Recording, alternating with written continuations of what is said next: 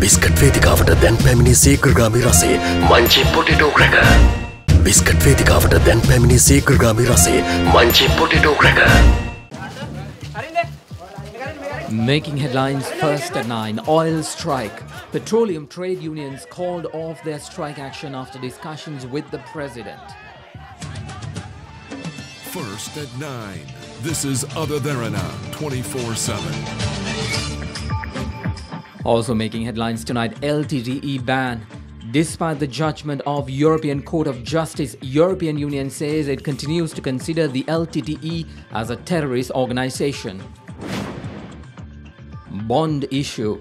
Minister Ravi Karunanayake missing yet again to give evidence at the Bond Commission. And in cricket, Sri Lanka versus India, a rapid 100 from the India opener and a masterful one from their number 3 blunted Sri Lanka on the opening day in Galle. Making international headlines, US politics. Another ban from US president as he bars transgender people in serving the US military.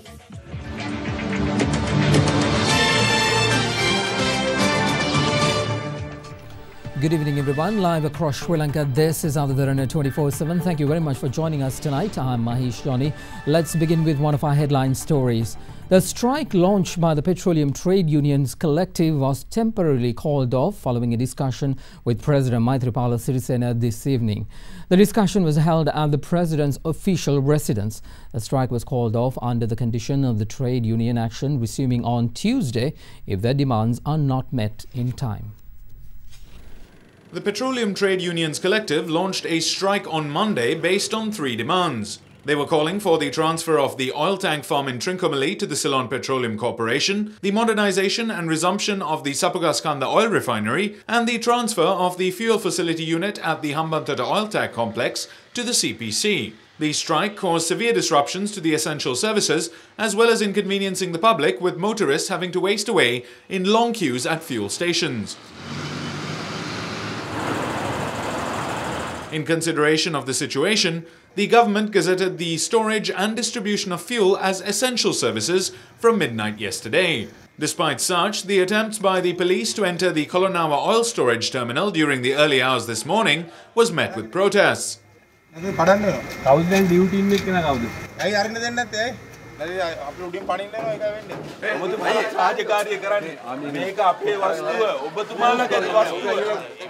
Army media spokesperson Brigadier Roshan Senaviratne said that Army later entered the premises and removed the protesters from the location while safeguarding the security of the CPC employees who are not part of the strike.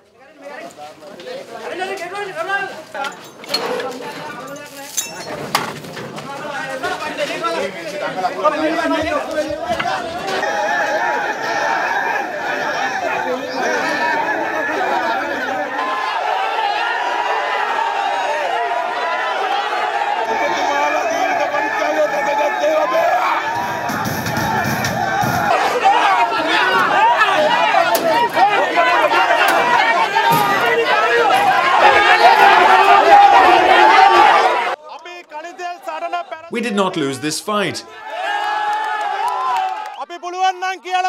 We challenge the police, army or anyone to release at least one petroleum bowser if they can. Meanwhile, the government announced that the employees of CPC who fail to report for duty will be considered to have vacated their position, while licenses of bowsers which don't report for work will also be revoked. The protesters, however, remained outside the oil storage terminal, causing disruptions to the traffic flow along the Dematakoda-Kolonawa road. Meanwhile, a tense situation arose when the engine of the fuel transportation train attempted to enter the terminal.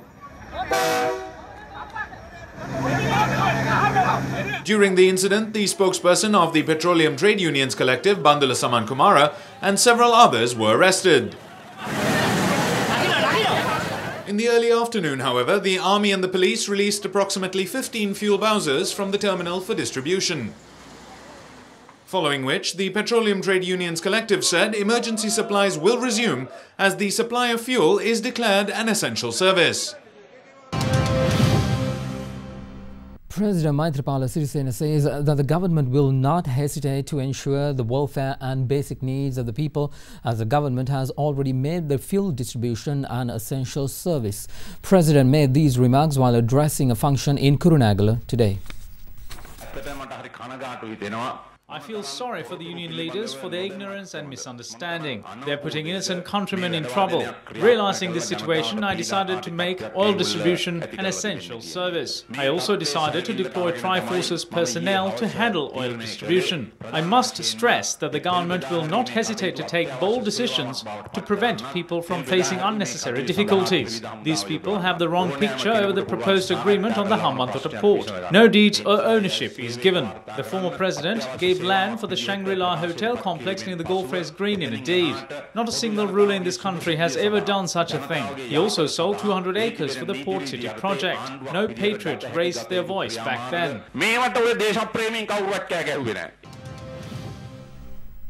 More on that story. Former President Mahinda Rajapaksa says army intervention in the petroleum strike is unacceptable. Responding to questions via a live Twitter question and answer session, the former president said that this trade union action based on a national issue should have been resolved through dialogue. President Rajapaksa opened his Twitter platform this morning to respond to questions using the hashtag AskMR. Responding to a question on his view regarding the declaration of fuel as an essential service, the former president said the government reacted to trade union action and that it wasn't state policy. Therefore, protesters' demands should have been understood. The former president was asked why he cites that the Office of Missing Persons will lead to the betrayal of military, although it does not have prosecutorial powers. He responded saying it is a part of a chain which will be completed next year once the act is passed with prosecutorial power. When asked how he views the prospect of a new airport at the Colombo Port City as proposed by a minister, with an expressway already connecting the Bandaranaike International Airport, the former president responded that any development in the country must be a part of the overall plan and not ad hoc projects. Commenting on the revised Chinese-built Hambantota port deal that the cabinet cleared yesterday, he said that they believe in mutual partnerships and not selling assets. When the former head of state was questioned again whether his response meant that he was okay with leasing, he replied that they will never agree with leasing the entire harbour, but the components within could be leased based on favourable terms if necessary. Meanwhile, several politicians and government officials expressed their views regarding the petroleum trade union action at several media briefings today. 3,000 litres of oil which was brought for the ships at the Hambantota port could not be sold and it is now unusable. But the trade union members of the Petroleum Corporation did not take any action over that.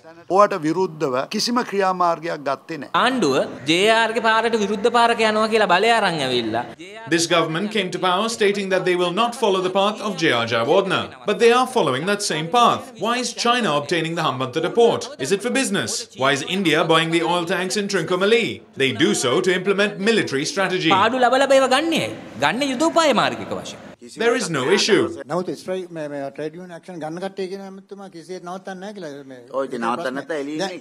If so, they will have to quit their jobs. Ask them to read the relevant act thoroughly.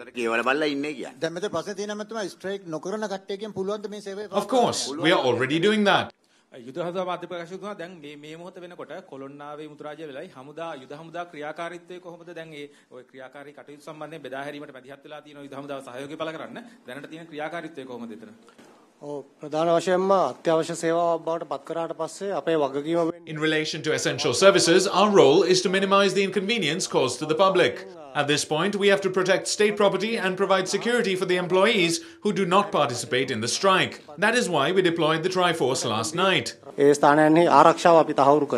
Both companies draw their supplies from a common user facility. So, if there is a strike at the common user facility, which is controlled by the CPC, then the entire system collapses. So, in terms of energy security, will you revisit this question of one facility being shared by competitors? So, having two different companies is negated because the supplies originally come from one source. So, if there is an issue there, so that is exactly what we are seeing now. So, in terms of long-term energy security, will you revisit this question? So ultimately what will happen is Indian IOC will get the benefit out of it. When you have a strike like this, sabotaging the whole system, If we do that, actually what will happen is the Indian IOC will get the benefit out of it, right? But that is good, because if you are sabotaging the whole system, you must have that kind of a remedy. We'll have more on the oil strike right after this break. Stay with us.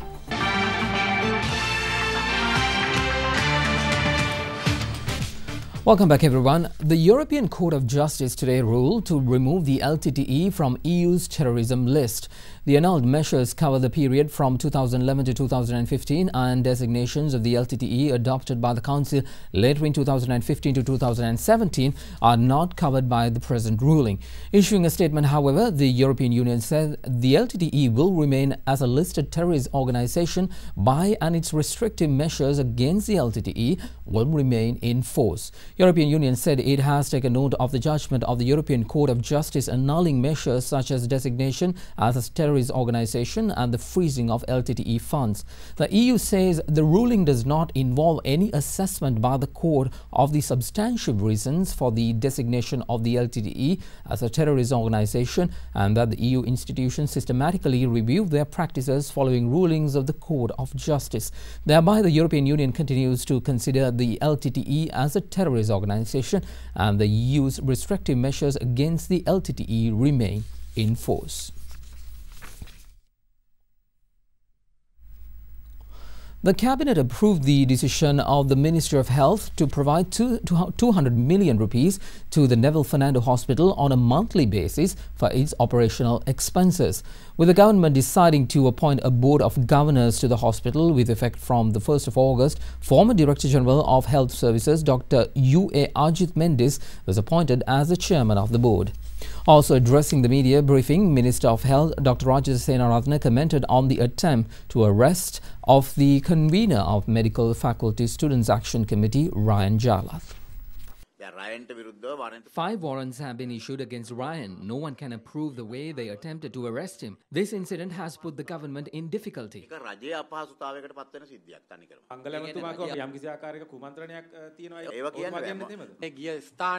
There may be issues over the incident and its location. The Inspector General of Police has ordered an investigation into the incident and to report if there are any shortcomings in the duties.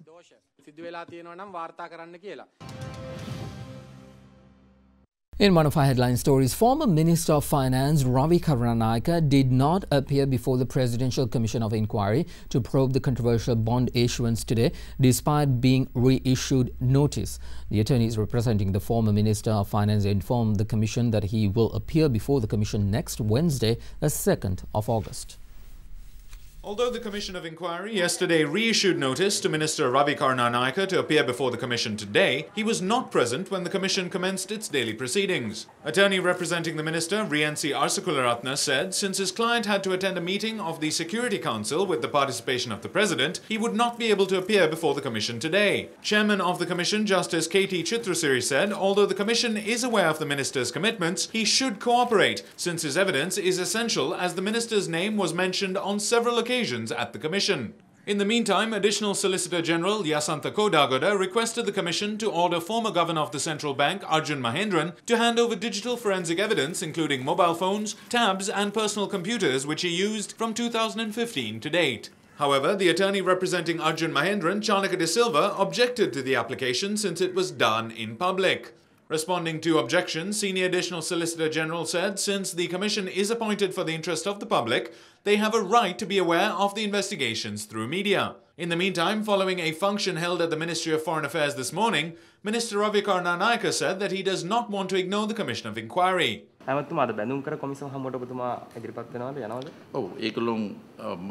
Yes. First of all, I'm proud that a minister of our government testifies before an independent commission. That is our transparency. We have made public statements regarding the issue 6-7 months ago. They're attempting to defame my character. Everyone will be surprised when the truth comes out in the future. Minister of Prison Reforms, Rehabilitation and Resettlement D.M. Swaminathan calls for the intervention of the President and the Prime Minister to release 70 acres of private land in Kepapilav, Mullatheo.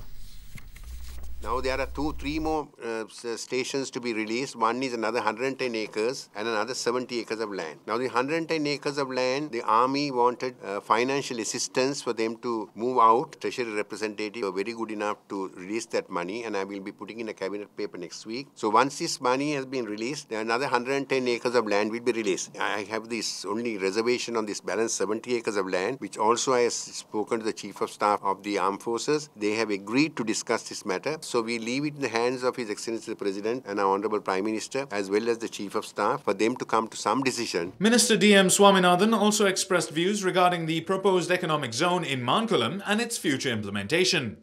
About 1,000 acres of land which has been allotted to the BOI, and we are negotiating now to start the economic zone. It will give a boost to the entire Tamil community, especially in the northern province, because they will be getting more, there will be employment given. The entire capital of the northern province is going to be shifted to the Mankulam. And after that, the balance area, there are a lot of investors from abroad who have given the ideas that they are willing to come into the economic zone.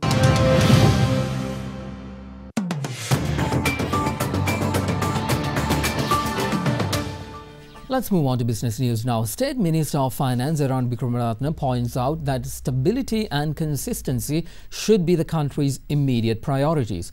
Addressing the inauguration of the Sri Lanka Economic Summit 2017 yesterday, the State Minister said Sri Lanka needs structural reforms for an investor-friendly environment. Transformation means a lot of hard work. As you know, presented Inland Revenue Act in Parliament. It's an act which takes away discretion from the minister. 3 institutions in government bring 85% of government's revenue: Customs, Inland Revenue, and the Excise Department. Let's face it, business is corrupt. That is why government is corrupt. And one way of dealing with systemic corruption is to use information technology. Also speaking here, Deputy Minister of National Policies and Economic Affairs, Dr. Harsha De Silva, pointed out the need for coordination within the ministries and state institutions for uniformity and consistency in policy implementation. Forget it, we will not make it. So how sustainable is debt-fueled infrastructure-led growth? How many Hambantota ports can we put with borrowed money? It hits a limit. We must be able to generate income. So the quality of the growth is important, not just the quantity of growth. Let's take you to the stock market now. Colombo equities snapped a 7-day losing streak and closed with positive returns today. The ASPI closed 6.71 higher at 6,669, while the S&P SL20 index closed at 3,830, gaining 8.67. However, the activity remained lackluster and turnover was 319 million rupees. Foreign investors were net buyers with net inflow of 39 million rupees. Meanwhile, the Sri Lankan rupee traded firmer today. The spot rupee was traded at 153 rupees and 45 cents to 55 cents per dollar, firmer from Tuesday's close of 153 rupees and 55 cents to 60 cents per dollar. Now here's a look at how the Sri Lankan rupee traded against other currencies during the day today.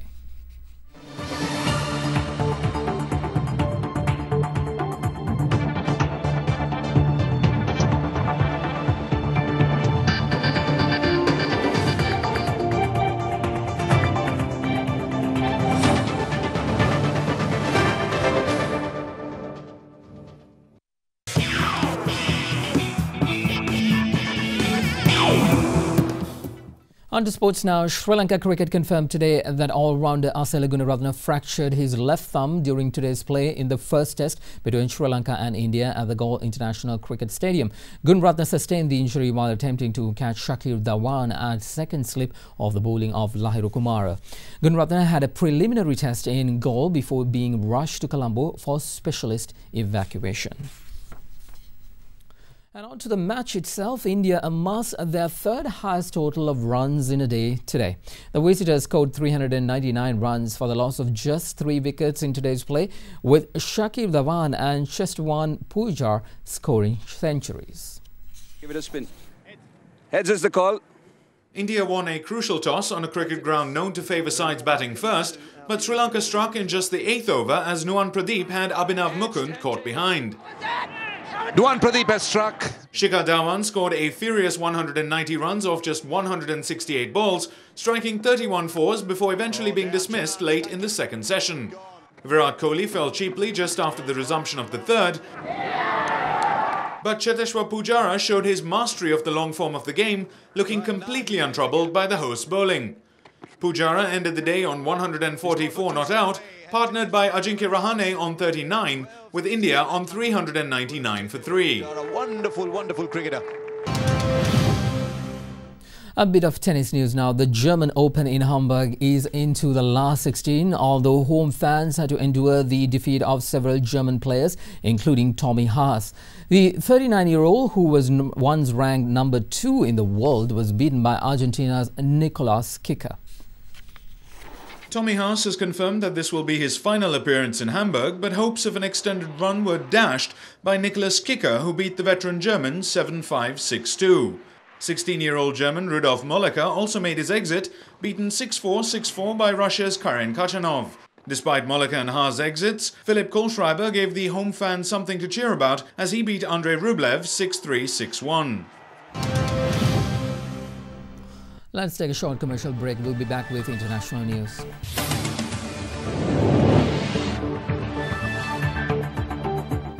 Welcome back, everyone. We begin with some breaking international news. US President Donald Trump says transgender people cannot serve in any capacity in the military. In a tweet short while ago, Trump said that he had consulted military experts and cited tremendous medical costs and disruption. Meanwhile, the U.S. Senate began debating Republican proposals to repeal and replace former President Barack Obama's signature healthcare policy yesterday after narrowly winning a motion to proceed on the measure. Having required Vice President Mike Pence's intervention to allow floor debate on the legislation to overhaul the Affordable Care Act, the Senate then decisively rejected the first Republican proposal. The approval of allowing floor debate on overhauling Obamacare needed the drama of Arizona Senator John McCain being flown in to vote less than 2 weeks after having brain surgery. With the Senate deadlocked at 50 votes for and against, Vice President Mike Pence stepped in to break the deadlock. So we had 2 Republicans that went against us, which is very sad, I think. It's very, very sad for them. At least 17 people are killed as a 4-story building in the Ghatkopar suburb of Mumbai collapsed yesterday, with authorities uncertain whether any more people are trapped in the debris. 28 were pulled out of the rubble by rescue workers, but officials confirmed that only 11 survived. The 40-year-old 4-story building reportedly housed a nursing home on the ground floor, but was being renovated at the time of the accident. The owner of the nursing home has been arrested for allegedly making structural changes to the building while renovating the nursing home. Well, it's time now to get the latest on the weather, and for that, let's cross over to Katharina Chan at the Other Derana Weather Centre.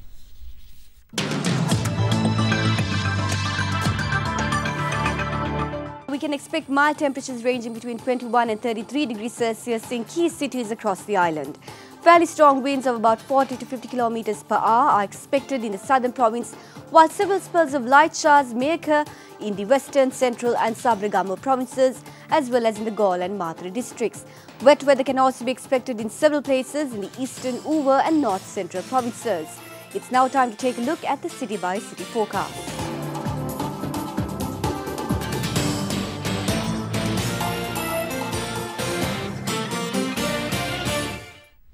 And that is a part of your world tonight right here on Other Derana 24/7. I'm Mahesh Johnny. We will return first at 9 tomorrow with Indi Vriyamuatha. Be sure to join her then. And before we go, we like to leave you with one of Sri Lanka's hotspots, the Galle Face Green, which is an oceanside urban park stretching for 500 meters along the Colombo coast. The promenade was initially laid out in 1859 by Governor Sir Henry George Ward. Thank you very much for joining us. Good night.